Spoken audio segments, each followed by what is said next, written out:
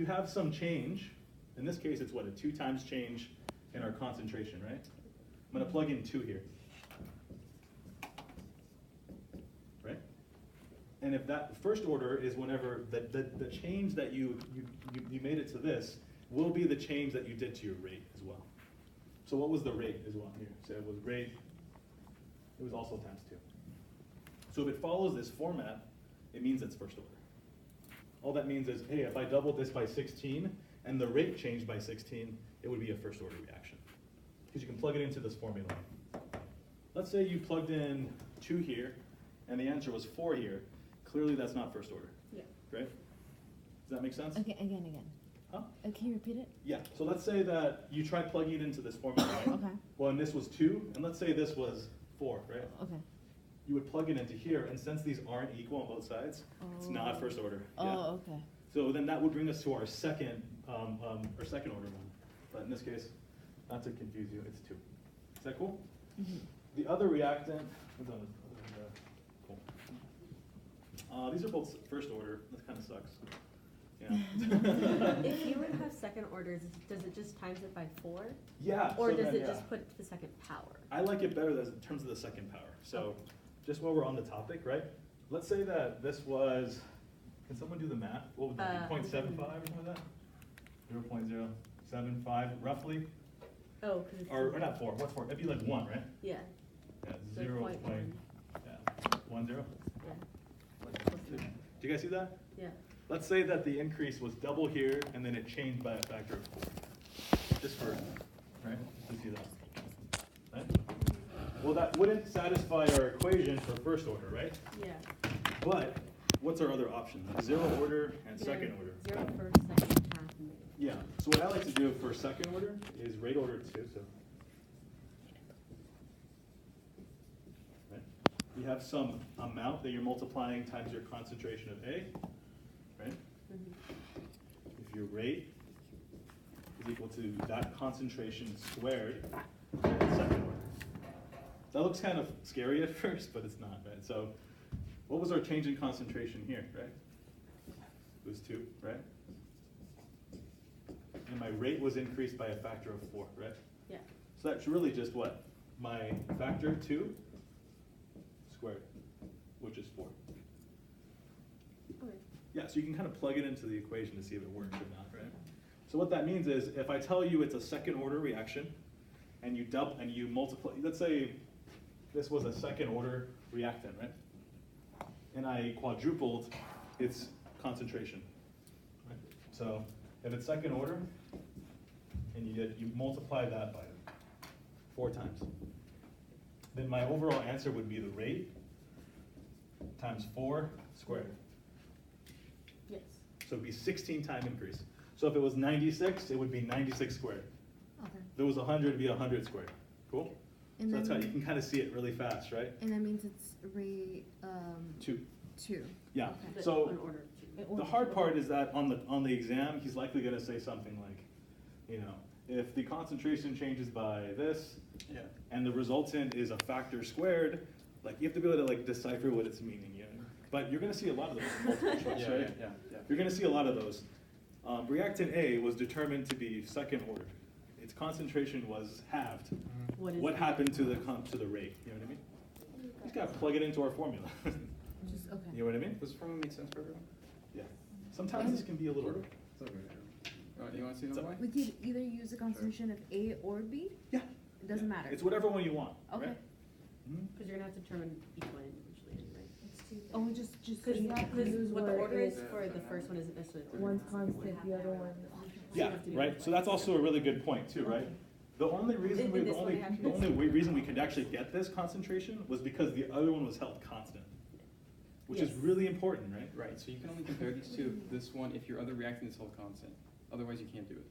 There are some exceptions, but in this case, this has to be constant. Yeah. When would be the only time you can do it when it wasn't constant? When you know what it's going to do.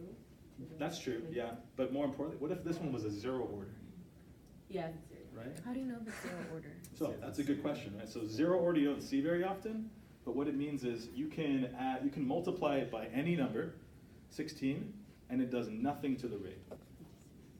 meaning you can double the concentration and the rate stays the same. So. Does that make sense? In Yeah. a problem, like, how would you see that? So it'll be something like, you know, let's see. How about we do this, right? So then, let's say this was, we need another one, yeah. I think I have an example. Do you want to see another John? Sure. Alright, can I erase this? Yeah, for your thing, yeah. Okay, okay. Zero order. So you can also look at this another way. So we're determining this increased by 2, right, and this increased by 4. So then we can write that our increases by 2, shit, I messed it up. It's easy to pick up, yeah. Yeah, so our concentration increased by 2 and our rate increased by 4, right? So we just have to determine what n is, right? N equals 2. That's the second one. Okay, so you just try to plug in. Meaning, what number, what 2 to what number gives you 4? Right, so Yeah. if we know this, 2 to 1 if number, this yeah. is all constant, we just take our 2 numbers, make them equal to each other. And then we find out to what power did our, for our concentration increase is gonna equal our rate increase. I like that a lot more, actually. Yeah. I like that way more, yeah. Yeah, so then, Putting if, everything we can do one then, so if it was 16, or 16 equal to, what do you want to do? 4. Oh, maybe do that, well, maybe not that much, right? Maybe 4, right? Okay. And then it would be, Okay, so if this What, increased by 8? 4, Yeah. the Do rate. 8? No, let's do 4. yeah. Yeah, it would be n here on top, right? Yeah. So you have to figure out what n is here, right? Our concentration increases by 4, our rate increases by 4. It's Zero. fi- So it's what? First order. Right. Yeah, what number raised to 4 will give you 4? So this is for, One. this is 1, right? So 1, it's yeah. first order. Yeah, that's nice, yeah, I like that a lot. So, if you increased it, How would you do zero order with that though? it would Yeah, be, you can do 0 order too, right? Yeah. So you would Yeah, have, do it, let's say this increased by 4, this increased by 1, right? So what's n? Zero. yeah, Zero, what right? So number, 0 order. yeah. That's sweet. Sweet, sweet, sweet. Is that kind of like using like logs? Right? No, so. Oh, yeah, so Well, there is a method to do that, yeah, Okay, there is. alright. Um, I'm not a math so, person. yeah, do some people, it depends on the person, some people don't like using this method, Yeah. right? I Right? mean, If- but it's just without writing log Yeah, of this. yeah, you know. if you're more like mathematically minded, I can show you how to do it that way if you want. Because there's a way to do this in which the number you get at the end is the order. Yeah. It just says 2. Oh, And it's like, oh, cool. It's kind of nice, but it's also a lot of math. Oh, it just. And I don't want to go super into it because This is fine, It's if not it's for used everyone longer. else. this works for everyone. If it works for everybody, we can move on, but I can show you guys the other one, yeah. We should move on, yeah, yeah. Oh, we're running out of time, right? Yeah. Okay. Versus. Yeah. So I encourage you guys to, or we'll probably go over some that we can eyeball, right, when you see it later, yeah. So, order. Cool. Let's go to integrated rate laws, yeah? Integrated rate laws. I like these. These are fun. These are neat, yeah. Alright, so integrated rate laws only apply to concentration, or like changes in concentration, or? Yeah, that's what kinetics is, right? Okay. Kinetics is doing with change, yeah. It's a good point. It's gonna be kind of hard to see which one to use, right? But the thing is, so these laws are only really helpful unless you know the order, right? Yeah. So it's gotta say, this is a second order reaction, a 0 order reaction, a first order reaction. And then you have to write it down. So if you can memorize it, all the power to you. But if you don't wanna memorize it, write it down, right? You should know how to use it, not how to memorize it. Mhm, yeah. You're gonna forget it like in a week anyway, right? Or So after the don't. test. Yeah, right after the test, you're gonna forget it, right? So just know that if it's rate equals k to the a to the 1, that means it's first order, Yes. right? Which means that we're gonna be using this formula for our integrated rate law. The natural log of a at time t, that t just means that whatever time you want, right? If you want it at 30 seconds, you can plug in 30, right? Negative kt plus a, that little dot means a negative. So what is this question, what does it actually mean? It means that if you know the initial concentration and the k constant, you can plug in any t value and figure out what it's gonna be at that point, right? So that means that, hey, I know the k and I know my initial concentration. How much am I gonna have in 30 seconds? You can figure that out. You can figure it out whatever you want. That's the value of this, right? The hard part is that, because you're gonna be given this, usually. Yeah. They'll say, hey, this is your initial concentration was this, solve for, and then they're gonna say, what's the concentration in 30 seconds? But you need to have that K first. Right, and if they don't give you your initial concentration, you assume 100%. 100%. Yeah. Yeah, so there's a couple of ways to actually ask these problems, right? And a way to solve for K, a good way to solve for K is using half-life. Okay? And a good way, so for a first order half-life, it's just really nice. It's just our T. If you see T of 1/2, that just means the half-life time is equal to the, I'll do the number. Over K, right? Notice that we can multiply both sides by K and divide by T. So we can rewrite this equation, yeah? So that's K is equal to 0.693 over T. So what happened to the half? It's still. Oh, that's what I'm saying. That's notation. Okay. Think of it as T, like this is the half-life. That T 1/2 means half-life. It's not T divided by 2. Oh, okay. Yeah, that's really, Right, so I was like, yeah. yeah. Yeah. In fact, I almost want to just get rid of it altogether, but I don't want you to be like, you know, I wanted to introduce you to it. Okay. So that just means T of that. So, yeah, 0.693 over T, right? 0.6. Cool. Awesome. So that means then if they give you a particular question that tells you the half-life time, you can solve for K directly. You can plug that K into the K here, and you can solve for the AA at T at any time you want. So that's the value of this, okay? That's the reason why we're doing this. And that's for first order. For second order, we have a rate. Nate, the 0.693, that's just constant? Right? Yeah. Yeah, that's a constant. If you don't like that number, you can just put you can type in the natural log of 2 over Okay, in your calculator, whatever you want. Yeah, that's whatever. I think people like 693 better. Yeah, right? yeah. I'm done, son. Yeah. Okay, so are there gonna be problems where we're asked to find like the initial concentration or whatever at this time, but we have to find K first? Absolutely. Yeah. In fact, every one of them that they ask you to solve for this, you need to do this first. Okay. Yeah. So that's the whole point. Yeah. Or they'll say, we found that after 30 seconds you had this amount, and you started with this amount. So then you could rearrange this equation to solve for K, right? So this actually opens up a lot of different options, right? It's like algebra, right? Solving for X, essentially. Yeah. Okay. It should be noted we should actually, before I do that, we should talk about the graph of this. It's a negative. The graph of this, right? So we can hit it. So if you have a graph, which you're going to be given on the test, okay? There's going to be one of these at least. Okay. This little negative here corresponds to the slope. So this actually is in the form of y equals, that you're familiar with, hopefully, yeah? So then B is my y-intercept, right? That's going to be this point right here. And that's going to be the natural log of it. That's just my initial concentration. Does that make sense for everybody? Not the y-intercepts and stuff like that? Yeah, and then because there's a negative slope, it's gonna go down. So if you have a set of points, right? And you get the natural log of those points and you put them on a graph, and you get a negative slope like this and it's a straight line, that means it's first order. Okay. That's another way that they can actually ask you to solve for K. Because if we know the rise over run of this, that's my M, which is equal to my K value. Remember rise over run, right? From algebra, right? They can absolutely do this, right? Yeah. Okay, rise over run is that. And then let's say they gave you some data points, just so we remember how to do this. They give you 2 points. You can do y2 minus y1, x2 minus x1. Okay, just some recaps. Write that on your cheat sheet. Don't remember if you forget it. Does it make sense why the slope is K? Yeah? Can you see why the slope is a K? No. No? It's just kind of remembering it, right? Yeah. Because look, this is y equals mx Oh, okay. plus p, right? So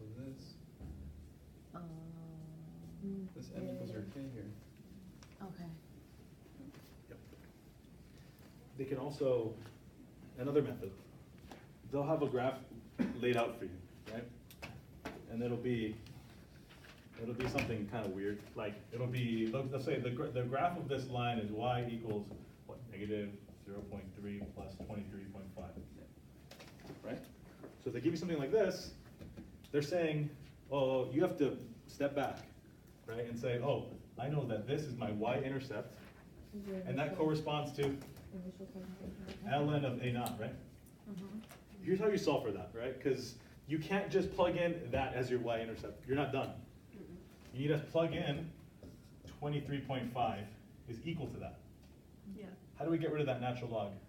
Put that to the, To the e Put power. e to the power To of the e that. power, right? So it's a, I don't know, is equal to e to the 23.5. yeah. And that gets rid of the ln. That gets rid of the ln, right? That's an important step because you need to be able to do that, right? You need to be able to do it on the calculator. Yeah. A lot of So people- calculator time, right? Pull it out, Yeah. right? So you get that, you have to, whatever this is equal to, that's equal to this part of the equation, right? And then this right here, this will be x, by the way, 0.3x. So this right here, it must be equal to my k, because it's your slope. So you're being able to extrapolate the data out of the graph they give you. They're gonna give you one of these. It may not be about this, but it might be the Arrhenius equation. It's gonna be the Arrhenius equation, likely, yeah. Does the graph make sense? Yeah. The only issue is that you'd have to plot this yourself, right? Does it make sense why he did this here too?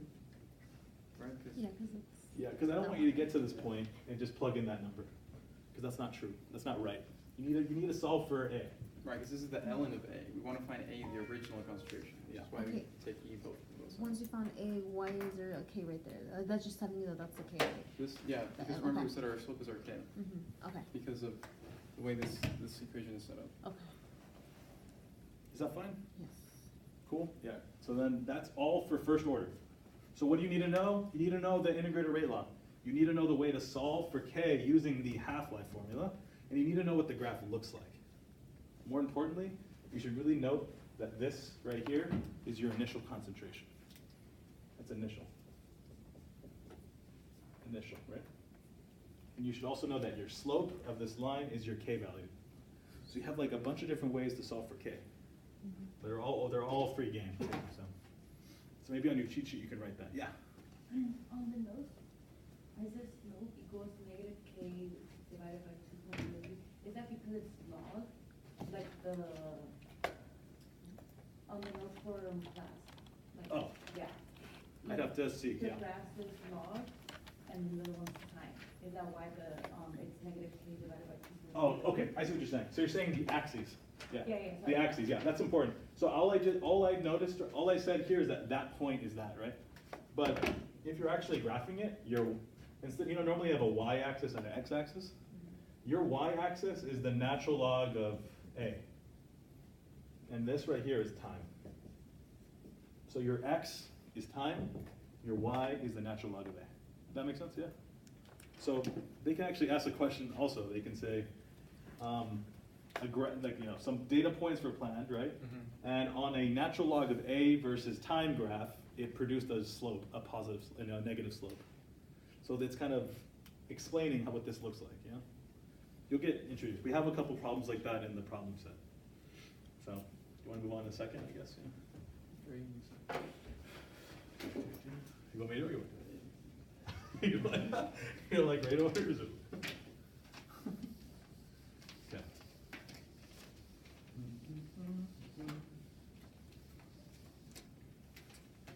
Should replace that with a 2, huh? Second order. You need to know the formula for this guy. It's 1. We're doing you also have to be familiar with doing some algebra with these, yeah? Huh? 15 for lecture. Okay. Damn, that sucks. Okay. Yeah, time T. The good thing is that we're going to try to do this next week as well. So we'll try to hit as much as we can. God, there's just not enough time in the day. I know. Maybe we can start earlier. Yeah. Oh, Yeah. that work. Okay. Notice that for our second order integrated rate law, we have a positive KT instead of a negative KT plus 1 over A initial. Yeah? So right after that, what does that mean for our slope? What's our slope? It's a positive, right? Positive slope. Positive. So our graph needs to go up away, right? Also, what's my y-intercept? One One over. over. 1 over a, right? So if I drew this graph better, it would be a point here, right? This would be 1 over a, right? My part that touches my y-axis is 1 over a. And then I can solve. So let's say that point was 2. So it would be 2 equals 1 over a. And then we can solve for a by what? Dividing it, right? Does that make sense? So in the same way that with the way we solved for the natural log of k, by setting it equal